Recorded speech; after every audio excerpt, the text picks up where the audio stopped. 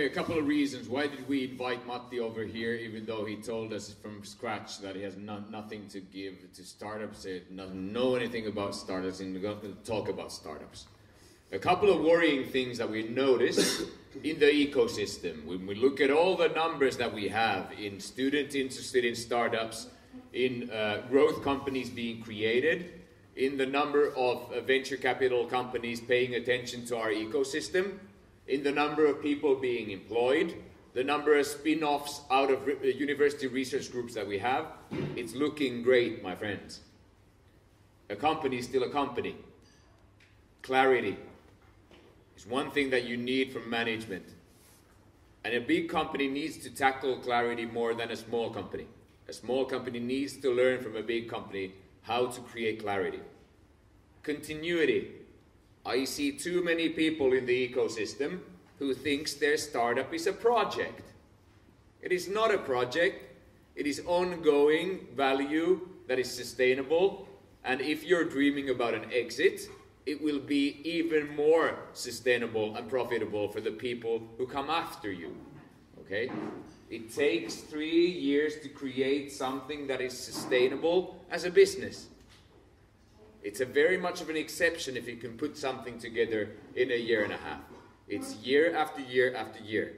And thirdly, it's about building global competitiveness. It's not about creating a great idea. It's being able to go out there and market your thing in the global arena against everybody who's almost invented the same thing as you have. And those are some areas where experienced people who have actually run these things globally in a very competitive environment with patience and success from year in year on are actually very useful for startup companies. So that's why we wanted to bring an element of reality about how to run a successful global company into this thing. But I'm going to start up with a nasty question. You're excited about slightly smaller companies than Kone currently, aren't you, Matti? Yes, yes. I've heard of this thing called DevCo. Can you tell me a little bit about what's in your focus business-wise right now in this DevCo company? Okay. Thank you. This is not a nasty question, but I like this question a lot. For me, the development of businesses in Finland is very important. I feel that because it is important for our country. And I am very, very happy with the strong development of startup activities in Finland. I think that 10 years ago, still among EU countries, Finland was at the bottom in entrepreneurship. Nowadays... No more. Nowadays, when a venture capitalist in the US thinks that where to go in Europe, he or she decides to fly either to UK, Sweden, Finland or Israel. And this is great, and this is something very, very important for us. Then when really studying and thinking about the medium-sized companies, during the last 30 years, I don't think that there is a single example, think about it, 30 years, not a single example of a medium-sized company growing to a big company. We have the same list of big companies in Finland now than what we had 30 years ago. There are a few examples of demergers from big companies, but that is a different story. So what are the sizes of the companies you're looking at where you see the gap that we're not doing as good a job in growing companies? What are the turnovers that you're looking into investing in? Roughly between 50 million euros and 500 million euros. Okay, so you're talking about growing a 100 million company to a 1 billion company, right? Over a long period, yes. Yeah, okay. So what do you think are the most valuable things in achieving that growth? What are the things that you're looking forward to doing well in companies that size that you might get involved with otherwise that can be learned from large corporations? Just name some of the activity areas that you think are excellence oriented, because I think the people here will want to do the same for their companies. Name a few. Okay, so the first naturally key decision in this kind of process is to identify, let's say, companies that already are in a relatively good shape and which offer the possibility for scalability. And in case of finding such an opportunity, what we will do is that we really will set a very clear goal for that company and then start with a similar kind of development program approach that I told in case of KONE. Maybe in these cases with a little bit shorter cycle, so that the programs can be 2 years in length, and that means that and this is again very important, that we have to identify correctly in a successful way that what are the key competitive assets that are most useful for creating growth and creating profitable growth. 100 million euro company, does that resemble to you more a startup company that aspires the same scalability and can have a development program for high growth, or a 1 billion euro company? Yes, I have thought about that, and I think that it is clear that 100 million company is much closer to a 1 billion euro company, and because of two reasons.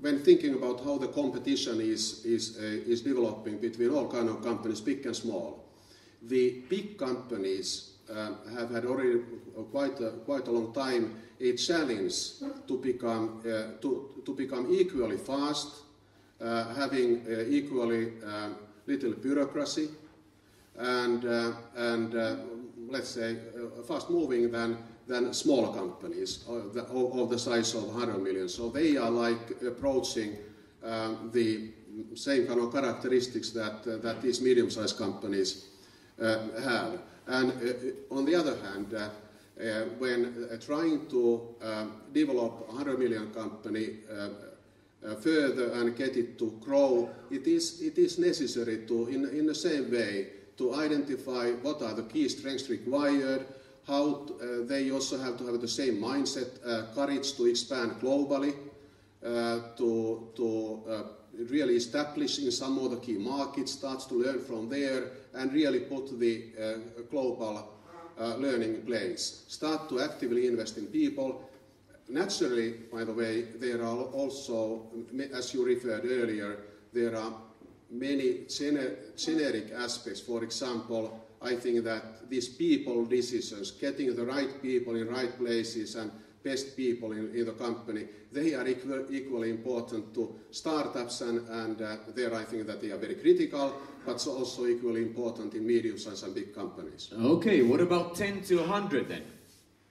People here are debating by themselves whether they should go into and be the 60th employee in a company that maybe has 10 million turnover, or go to a tiny little company that only has 1 million turnover and grow that into 10 million.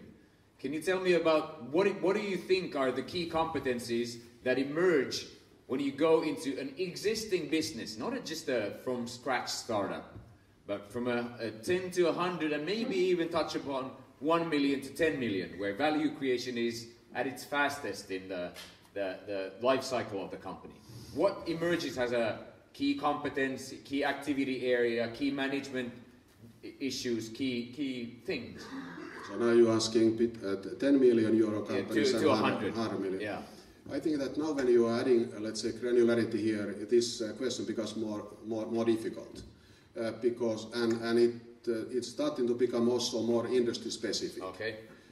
If it is a company in the digital world, it can often be so that 10 million is close to startup, but in more conventional industries, then it might be the other way. Sure. So again. Okay, very good answer. Thank you. Most important megatrend, naturally, that will have a huge impact, and much more so in the coming years than so far is digitalization. It will change a lot of our lives during the next 10 years, and naturally beyond that, and of course let's say the biggest business opportunities and the highest probability to create something innovative, I think, will come from the digital development. What might be the industries or contexts which haven't been touched upon by digitalization that much yet, but you believe are the next to actually feel digitalization and create the business opportunities? Any specific areas of life that you think that are most This again a very good question, because digitalization will enable some totally new kind of services, so totally new kind of businesses. But in addition, it will change many traditional industries a lot. Yeah. We have, well, it will have an impact to how, for example, a company like KONE implements its service business. So industrial service business, one? That is one. Then, for example, we see quite transformational developments in hotel business, in taxi business, in many. Leisure, logistics, travel, good too. More. People are thinking about business ideas. I think we have more innovative people here in the audience. They have a lot. But the reason why I'm asking is because you have such an experience in looking at the megatrends. People here are not that experienced in sensing them. I would say that look at almost every kind of industry and what digitalization can bring there in order to transform that. There is a good possibility that you will find something interesting. Yeah, that's right. And the less has been done, the more is to be done. Exactly. From a digitalization perspective. Exactly. That's why I'm looking at energy, I'm looking at infrastructure, I'm looking at social services, I'm looking at these big charts of bioeconomy, I'm looking at big charts of the GDP pie, which have not been touched on by digitalization. Exactly. And it's more B2B than B2C, yes. in my opinion, during the next 10 years. Although I think that by 2020, if I remember correctly, 50% of the world's population will be native. It is exactly as you say. We are very much in the beginning. Yeah.